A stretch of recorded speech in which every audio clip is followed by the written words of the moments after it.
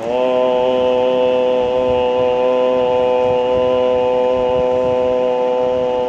श्री परमात्मने नमः। जीते जी मोक्ष की प्राप्ति कैसे होती है? हम कैसे जीते जी मोक्ष प्राप्त करें, सुनिए।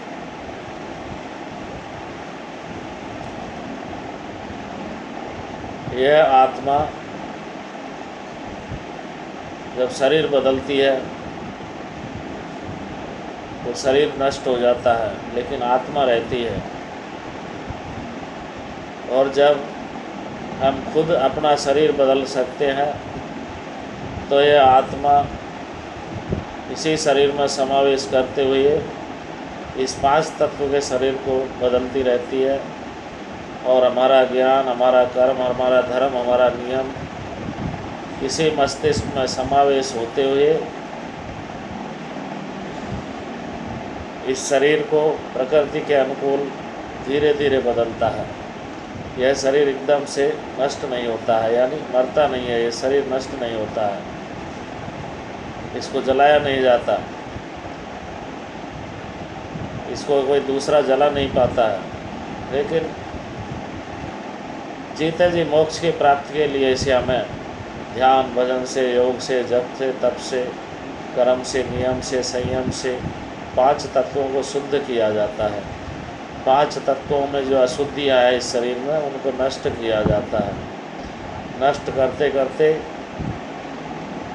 यह शुद्ध शरीर प्राप्त हो जाता है। जितना इस शरीर को साधते हैं हम, इस आत्मा को इसमें रखते हुए, तो यह शरीर दीर्घायु को प्राप्त हो जाता है। ये शरीर क्या है? यह आत्मा का घर है, इसमें आत्मा रहती है, आत्मा का मंदिर है ये। इस मंदिर को हम उसी तरह साफ सफाई से रखें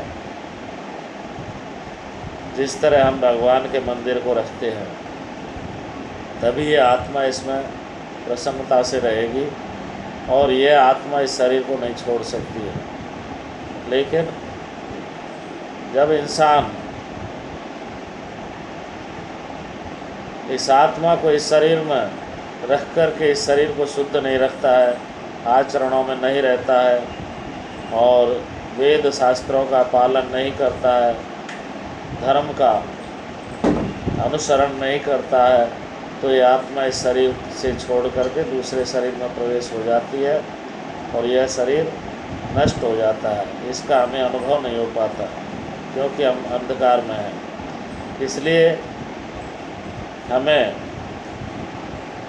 इस शरीर के अंदर इस आत्मा को रहते हुए परमात्मा का ध्यान करना चाहिए, तो परमात्मा हमें इस शरीर में ही दिखाई देगा। इसी शरीर के अंदर हमको भगवान के दर्शन होंगे और वह हमारे शरीर में प्रकट होकर के पूरी सृष्टि में समावेश करता हुआ हमें दिखाई देगा। वह परमात्मा अनंत है, उसकी गति अनंत है और वह परमात्मा सद्कर्मों से प्रभावित होता हुआ हमें प्रसन्न रखता है। कर्म ही प्रधान है, आचरण ही परमात्मा है।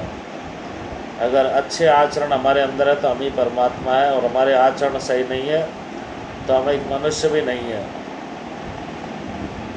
खाली एक ढांचा मनुष्य जैसा बना हुआ है। आचरणों से ही मनुष्य की पूजा और गति होती है। आचरण धारण करने से ही इंसान गुरु बन जाता है, गुरु से परमात्मा बन जाता है, परमात्मा से महात्मा बन जाता है और फिर वही इंसान देवलोक में, मृत्युलोक में, आकाश लोक में, पाताल लोक में हर जगह पूजा जाता है। शरीर तो वही है, नाम बदलते रहते हैं कर्मों के प्रभाव से। इसीलिए भगवान ने अनेकों नाम प्राप्त कर लिए। राम जी ने अनेकों नाम प्राप्त कर लिए, हनुमान जी ने अनेकों नाम प्राप्त कर लिए। यानी कर्म ही परम गति का साधन है। कर्म ही मोक्ष का साधन है। अगर हम इस शरीर में परमात्मा को सुरक्षित रखते हुए, परमात्मा के आचरणों को धारण करते हुए, नित्य नियम से रहते हुए इस संसार में रहें तो हमारी आयु बहुत बढ़ सकती है, जिसका हम अनुभव नहीं कर सकते। लेकिन जब हम आचरणों में रमते हुए नित्य वेदोक्त विधि से रहते हुए इस संसार में रहेंगे तो हमें बहुत कुछ महसूस होगा, अनुभव होगा, हम पहचानेंगे अपने को भी और दूसरे को भी। यही जीते जी मोक्ष है।